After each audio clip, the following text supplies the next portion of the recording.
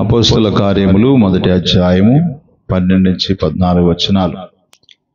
అప్పుడు వారు ఒలివల వనమనబడిన కొండ నుండి యెరూషలేమునకు తిరిగి వెళ్ళిరి.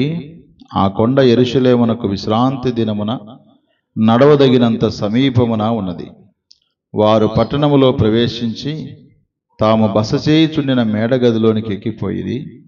వారెవరనగా పేతురు, యోహాను, యాకోబు, ఆంద్రేయ, ఫిలిప్పు, తోమా, బర్తలోమయి, మత్తయి, అల్ఫయి కుమారుడగు యాకోబు, జెలోతే అనబడిన సీమోను, యాకోబు కుమారుడగు యూదా అనువారు. వీరందరూ వీరితో కూడా కొందరు స్త్రీలను, యేసు తల్లి అయిన మరియయు ఆయన సహోదరులను ఏక మనసుతో ఎడతెగక ప్రార్థన చేయుచుండిరి. చదవబడినటువంటి వాక్య భాగంలో ఏ సందర్భంలో వారందరూ కలిసి మేడగదిలోకి ఎక్కిపోయారో అని అంటే 10వ వచనం మనం చూస్తే, ఆయన వెళ్ళుచుండగా వారు ఆకాశం వైపు తేరి చూచుండిరి. ఇదిగో తెల్లని వస్త్రము ధరించుకున్న 2 మనుషులు వారి యొద్ద నిలిచి, గలిలయ మనుషులారా, మీరెందుకు నిలిచి ఆకాశం వైపు చూస్తున్నారు? మీ యొద్ద నుండి పరలోకమునకు చేర్చుకొనబడిన ఈ యేసే ఏ రీతిగా పరలోకమునకు వెళ్ళుట మీరు చూసితురో ఆ రీతిగానే ఆయన తిరిగి వచ్చునని వారితో చెప్పిరి. అంటే యేసు ప్రభువారు ఈ లోకానికి వచ్చి 33.5 సంవత్సరాలు బ్రతికి మరణించి సమాధి చేయబడి మృతుడై తిరిగి లేచిన తర్వాత యేసు ప్రభువారు పరలోకమునకు ఆయన ఆరోహణమయ్యాడు. అవరోహణం అంటే కిందికి రావడము, ఆరోహణం అంటే పైకి వెళ్ళడం. ఆయన ఆరోహణమైన తర్వాత ఆ శిష్యులందరూ కూడా ఏం చేస్తున్నారంటే ఆకాశం వైపు తేరి చూస్తూ ఉన్నారు. ఆకాశం వైపు ఎక్కువ మనం ఎప్పుడు చూస్తామని అంటే, ఏదైనా ఒక రాకెట్ పోతే ఆకాశం వైపు చూస్తాం, లేదా ఏమైనా ఒక విమానం పోతే ఆకాశం వైపు చూస్తాం, లేదా పక్షుల గుంపు వెళుతున్నప్పుడు ఆకాశం వైపు చూస్తాం. ఇంకా కొన్ని వింతైనటువంటి ఇంద్రధనుస్సు ఒకవేళ కనపడితే ఆకాశం వైపు చూస్తాం. ఇంకొక మాట చెప్పాలంటే ప్రార్థన చేసేటప్పుడు కూడా ఆకాశం వైపు కనులెత్తి ప్రార్థన కూడా చేస్తారు. అయితే ఇక్కడ శిష్యులు ఆకాశం వైపు ఎందుకు తేరి చూస్తున్నారంటే, యేసు ప్రభు వారు వారితో మాట్లాడుతూ ఆయన ఆరోహణమయ్యాడు. చూడండి, లూకాసు వార్త 24వ అధ్యాయము 50-51 వచనాల్లో మనం చదివితే అక్కడ రాయబడ్డ మాటలు, ఆయన బేతనియా వరకు వారిని తీసుకొని పోయి చేతులెత్తి వారిని ఆశీర్వదించెను. వారిని ఆశీర్వదించుచుండగా ఆయన వారిలో నుండి ప్రత్యేకింపబడి పరలోకమునకు ఆరోహణుడాయను అని రాయబడి. అంటే యేసు ప్రభు వారు వారిని ఒలివల అనబడినటువంటి కొండ దగ్గరికి రమ్మని చెప్పాడు. ఈ ఒలివల కొండ దగ్గర నుంచి వారితో మాట్లాడుతూ మధ్యలో ఆయన ఏమైపోయాడు? పరలోకమునకు ఆరోహణము అయిపోయాడు. ఈ ఆరోహణమైన కారణాన్ని బట్టి వారు ఆశ్చర్య రీతిగా చూస్తూ ఉంటే, ఇదిగో తెల్లని వస్త్రం ధరించుకున్న 2 మనుషులు అనగా దేవదూతలు వచ్చి ఇలా చెబుతున్నారు, గలిలయ మనుషులారా, మీరెందుకు నిలిచి ఆకాశం వైపు తేరి చూస్తున్నారు? మీ యొద్ద నుండి పరలోకమునకు చేర్చుకోబడిన ఈ యేసే, వేరొక యేసు కాదు, ఏ యేసు అయితే మీ కొరకు ఈ లోకానికి వచ్చాడో, ఏ కన్య గర్భమును జన్మించాడో, మీతో కలిసి పరిచర్య చేశాడో, ఆయన పరిచర్యలో మిమ్మల్ని ఇన్వాల్వ్ చేసుకున్నాడో, కలుపుకొని నడిపించాడో, ఎవరైతే గొల్గోతా కొండపైన మరణించాడో ఈ యేసే. అంటే అంతకుముందే యేసులు అనేవారు చాలా మంది ఉన్నారు. కాబట్టి ఇప్పుడు మీరు ఒలివల కొండ మీద నుంచి పరలోకానికి ఆరోహణమై చూస్తున్నట్టు ఈ యేసే మరలా ఏమవుతాడు? మరలా ఆయన తిరిగి వస్తాడు. అందుకే యేసు ప్రభు వారు కూడా ఒక మాట చెప్పాడు. ప్రకటన గ్రంథము 22వ అధ్యాయం 12వ వచనంలో, ఇదిగో నేను త్వరగా వచ్చుచున్నాను అన్నాడు కదా. ఇదిగో నేను త్వరగా వచ్చుచున్నాను. కొన్ని సందర్భాల్లో నేను దొంగ వలే వస్తానని చెప్పాడు. అపోస్తల కార్యం 1వ అధ్యాయం 4వ వచనంలో ఆయన వారిని కలుసుకొని ఇలాగ ఆజ్ఞాపించెను, మీరు యెరూషలేము నుండి వెళ్ళక నా వలన వినిన తండ్రి యొక్క వాగ్దానం కొరకు కనిపెట్టుడి అన్నారు. కాబట్టి ప్రియులారా, యేసు ప్రభు వారు మాట్లాడిన ప్రతి మాట వారి చెవుల్లో వినపడుతున్నాయి. యేసు ప్రభు వారితో తిరిగినటువంటి సందర్భాలు వారి కళ్ళల్లో మెదులాడుతూ ఉన్నాయి.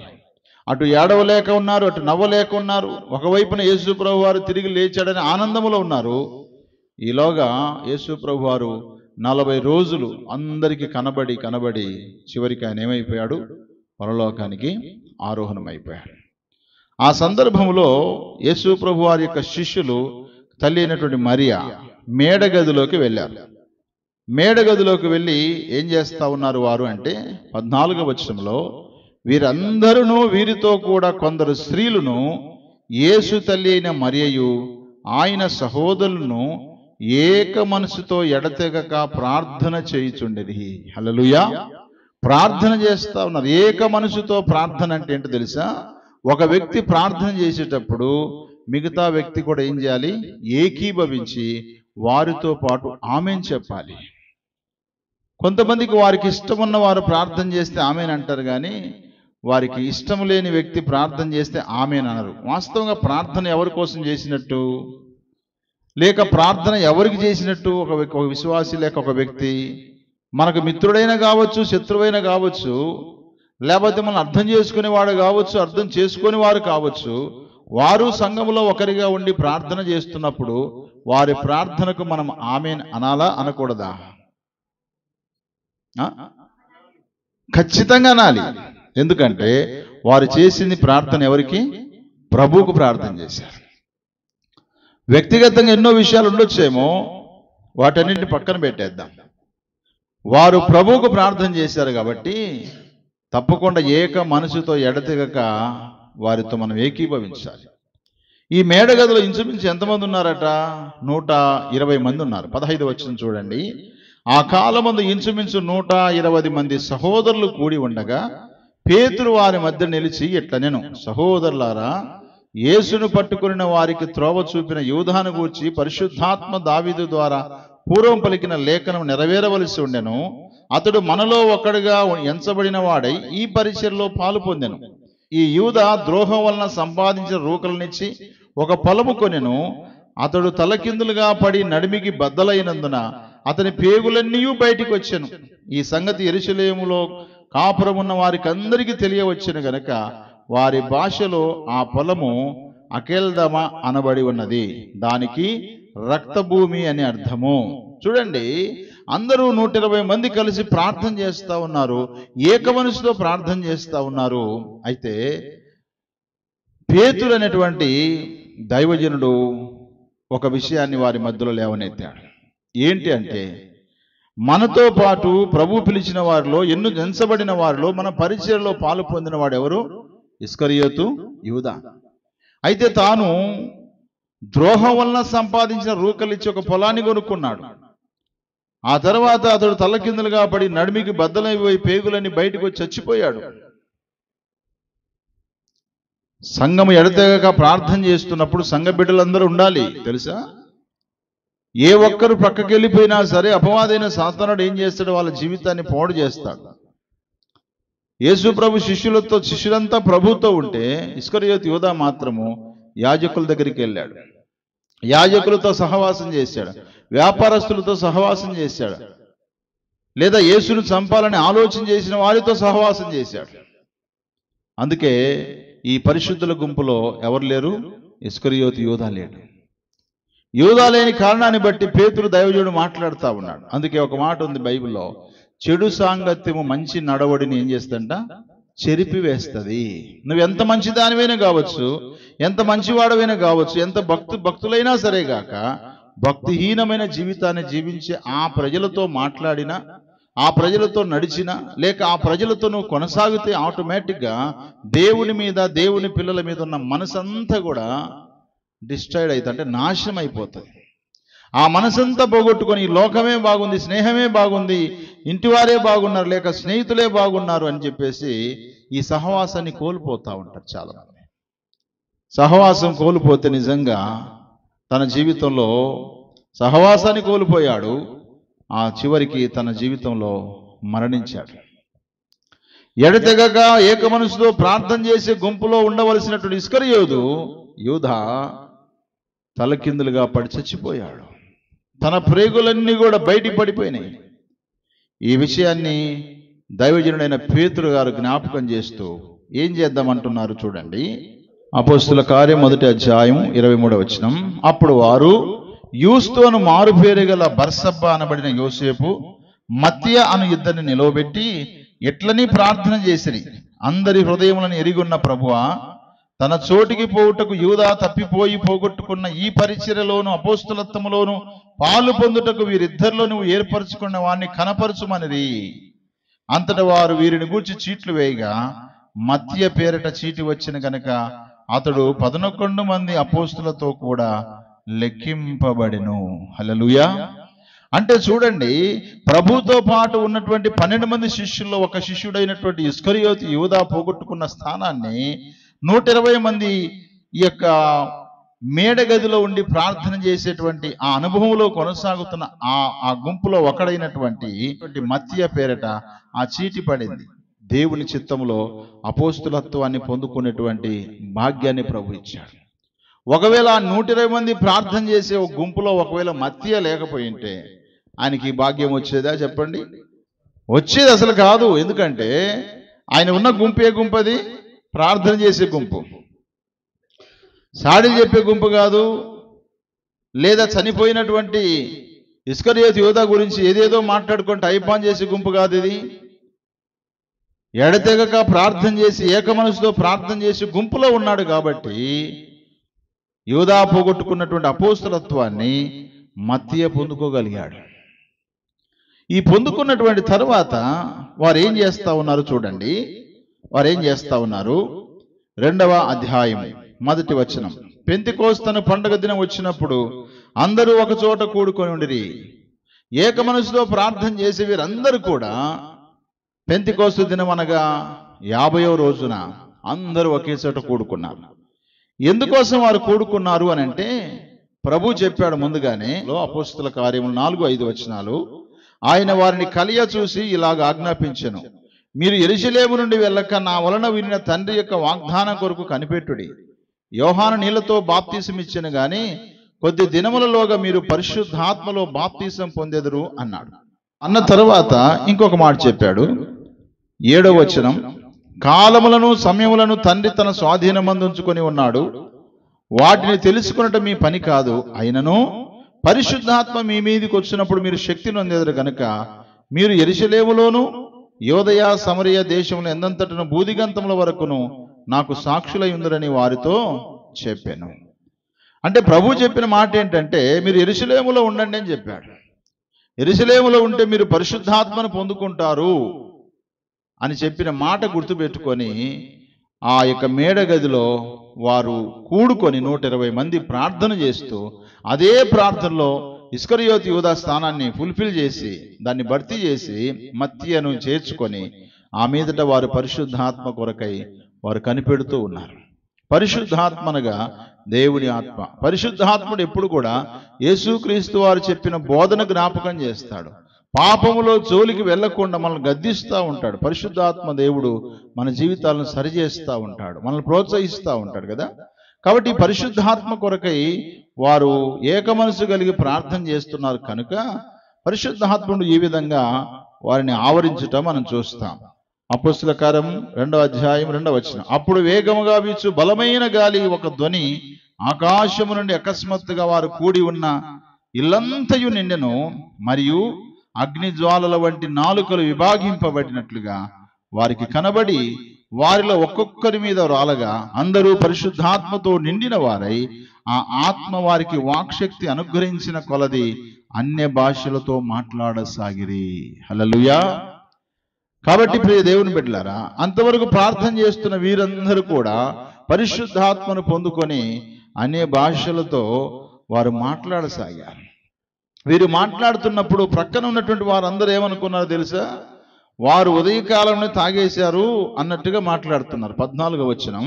అయితే పేతురు ఆ 11 కూడా లేచి నిలిచి బిగ్గరగా వారితో ఇట్లనెను, యోదయ మనుషులారా, యెరూషలేముల కాపురమున్న సమస్త జనులారా, ఇది మీకు తెలియనుగాక, చెవియొగ్గి నా మాటలు వినుడి. మీరు ఊహించినట్లు వీరు మత్తులు కారు, ప్రొద్దుబడిచి జామైనను కాలేదు. ఏవేలు ప్రవక్త ద్వారా చెప్పబడిన సంగతి ఇదే, ఏమనగా అంత్య దినముల యందు నేను మనుషులందరి మీద నా ఆత్మను కుమ్మరించేదను అన్నాడు. మీ కుమారులు మీ కుమార్తెలు ప్రవచించెదరు, మీ యవనులకు దర్శనములు కలుగును, మీ వృద్ధులు కలలు కందురు అనేటువంటి ప్రవచనము ఇప్పుడు నెరవేరబడింది అని పేతురు భక్తుడు మాట్లాడాడు. ఎందుకు ఆయన చెప్పవలసి వచ్చిందంటే, వీళ్ళు భాషలతో మాట్లాడుతున్నప్పుడు వీరు ఏదో ఒక రకమైన మద్యాన్ని తాగారనుకున్నారు. 13వ వచనంలో ఆ మాట ఉంది. కొందరైతే వీరు కొత్త మద్యముతో నిండి ఉన్నారని అపహాస్యం చేశారంట.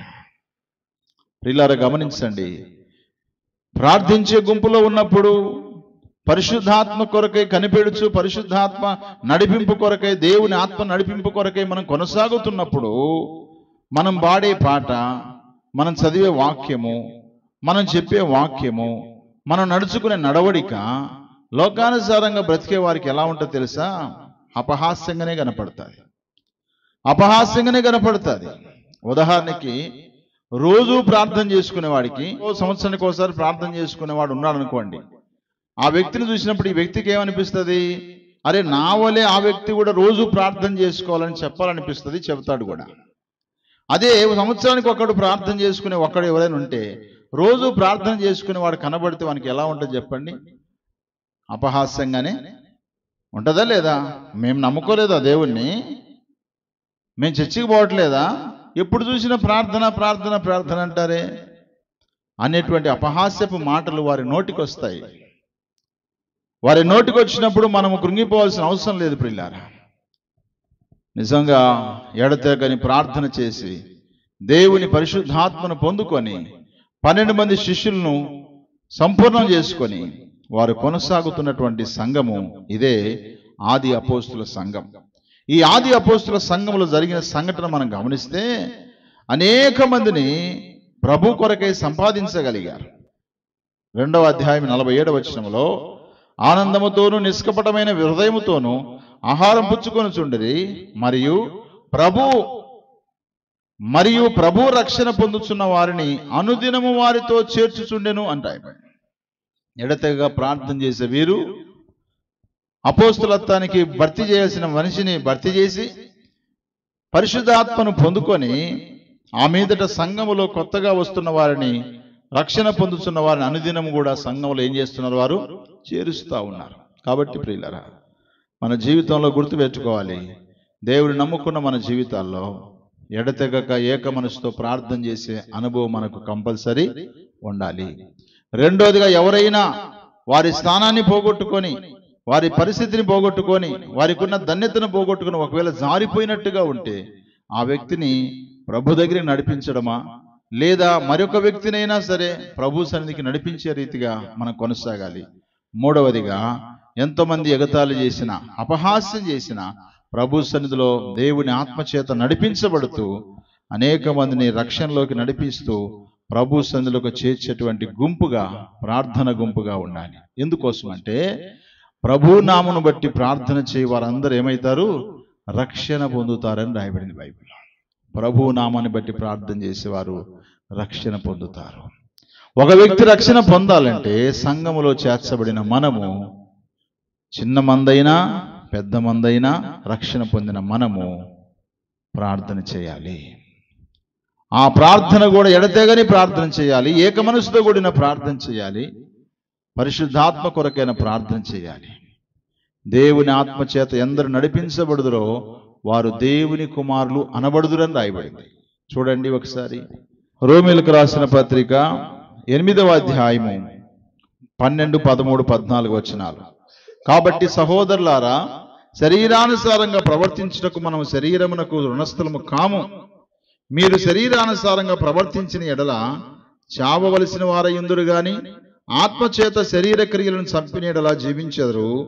దేవుని ఆత్మచేత ఎందరు నడిపించబడుదురో వారందరూ దేవుని కుమారులయ్యుందురు అన్నాడు. హల్లెలూయా. చూసారా? అంటే ఇప్పుడు మేడగదిలో 120 మంది ఎవరు? వీరు దేవుని కుమారులు. మరి ఒక చోట రాయబడింది, తన్ను ఎందరు అంగీకరించిరో వారందరూ దేవుని కుమారులు అనబడుదురు.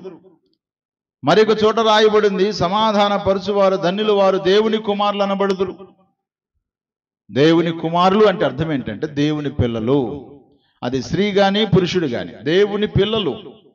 దేవుని పిల్లలు దేవుని ఆత్మచేత నడిపించబడుతున్నప్పుడు, దేవుని ఆత్మానుసారంగా శరీర క్రియలను చంపుతూ ఆత్మానుసారంగా నడుచుకొనుచున్నప్పుడు ప్రజలు మనల్ని అపహాస్యం చేయవచ్చు, అయినను కూడా వాటిని మనం పెడచెవిన పెట్టి మనం చేసే ప్రార్థన మనం తప్పకుండా చేయాల్సిందే.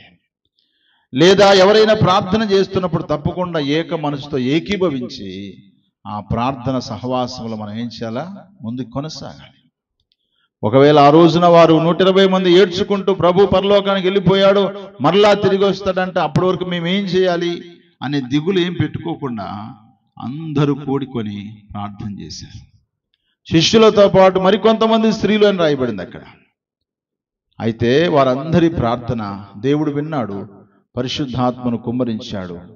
పెంతెకోస్తు దినాన, అనగా యేసు ప్రభు వారు పరలోకానికి వెళ్ళిపోయిన తరువాత 50వ రోజున ఆయన పరిశుద్ధాత్మను కుమ్మరించి దేవుని ఆత్మానుసారమైన కుమారులుగా వారిని నడిపించి ప్రభు తన కృప చూపించాడు. కాబట్టి మన జీవితంలో కూడా దేవుని ఆత్మచేత నడిపించబడుతూ ఎడతెగని ప్రార్థన చేస్తూ ప్రభు కొరకై మనం ముందుకి కొనసాగాలి.